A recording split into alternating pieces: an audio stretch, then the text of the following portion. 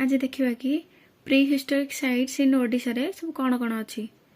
The land area of Odisha belongs to Gondwana supercontinent due to which the oldest rocks date to Precambrian इरा।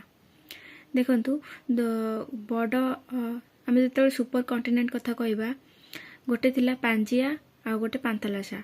गोटे Pangaea जोटा थिला सेटा थिला पूरा बड़ लैंड एरिया। पांथलासा जोटा थिला सेटा थिला बड़ सी बा बड़ समुद्र जोटा कहि परियो बड़ पानी पानी भाग गोटे हेतिला आ गोटे स्थल भाग गोटे जल भाग हो जायतिला। स्थल भागटा को आमे कहतलु पांजिया आउ जल भागटा कहतलु पांथलासा।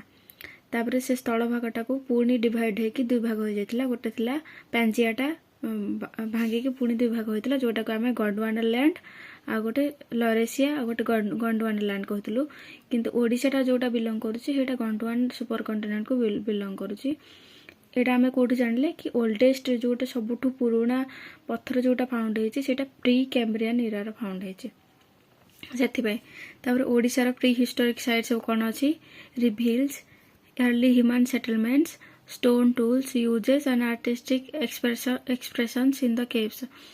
कौच ह्यूमन सेटलमेंट जो मनीष मैंने जो रोते से सब पुराना जो स्टोन ट्यूल जो व्यवहार करते से आम सब जापर विषय आर्टिस्टिक एक्सप्रेशन जमी है गुंफार सब चित्र मान सब करुले से गुड़ा सब देखिकी आम सब जापर ह्यूमन सेटलमेंट ये ओडिशा भी थिला बोली।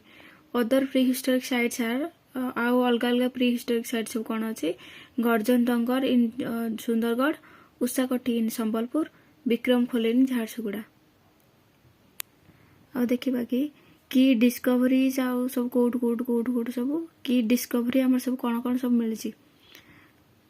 लोअर पैलेलिथिक आमको कौन मिली पुरातन प्रस्तर युगर स्टोन टूल किसी मिली माने जो पत्थर तैयारी जिनस गुड़िक कौन गोटे हैंड एक्सेस जमी कुराड़ी कहीपर क्लीभर्स से छुरी टाइप बड़ गोटे छुरी जो सेटा। लोकेशन कौट मिली ना मयूरभंज रु, केन्दुझर रु, सुंदरगढ़ आ संबलपुर MKSS करके मन रखिदेवे आपण मैंने।